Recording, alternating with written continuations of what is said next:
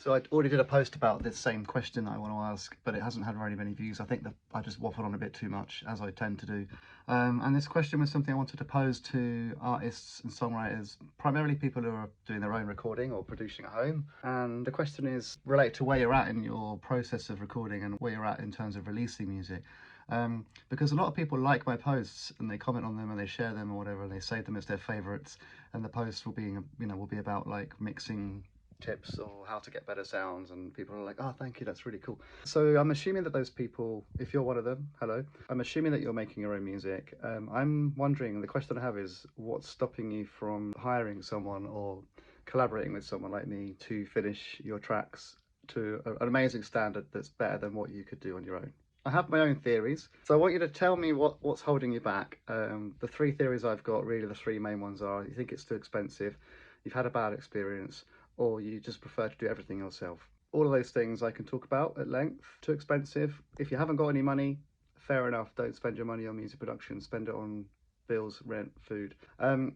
If you've got a budget and you have some money coming in, then maybe your perception of the price of mixing has come from someone who's charging crazy money or giving quotes for like thousands of pounds. Maybe you just don't know how much it costs and you have an impression that it's going to be expensive. Or maybe when you think about spending the money, you just don't think it's worth it. It's not a priority. You simply haven't got the money, or you don't trust that it's going to be worth it. You have had a bad experience. I've heard loads of bad stories, which is really crap for us producers because we feel like we're getting lumped in with all of the guys who are terrible at it and doing bad mixes or not listening to the artist or not collaborating properly with the artist and listening to what they want. I build in revisions to my process, and I'm very, very upfront about pre-production. I have a lot of conversation upfront about what the artist wants, what you want. We listen to your reference tracks. I have a good phone call, and I really listen to what you want before we start. And at the end, you get a chance to tell me what you want me to change. So there's plenty of flexibility.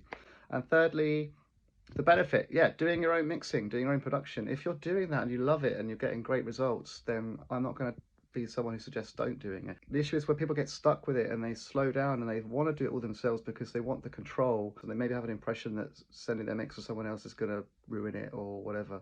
But if you really want to put music out consistently and you want to sound really good, is it the best thing to do everything yourself?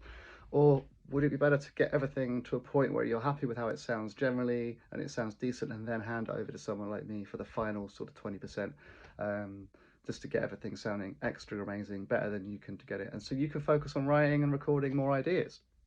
Anyway, let me know which one of those you fit into, or if you don't fit into any of them, if there's any other reasons why you might not be hiring someone to finish your songs and make them sound great. I'd be really interested to know. I'm here to connect with artists. I'm here to help. I'm here to listen to your stuff and really just be a resource, essentially. But I love working with people who are making their own music. So yeah, let's chat.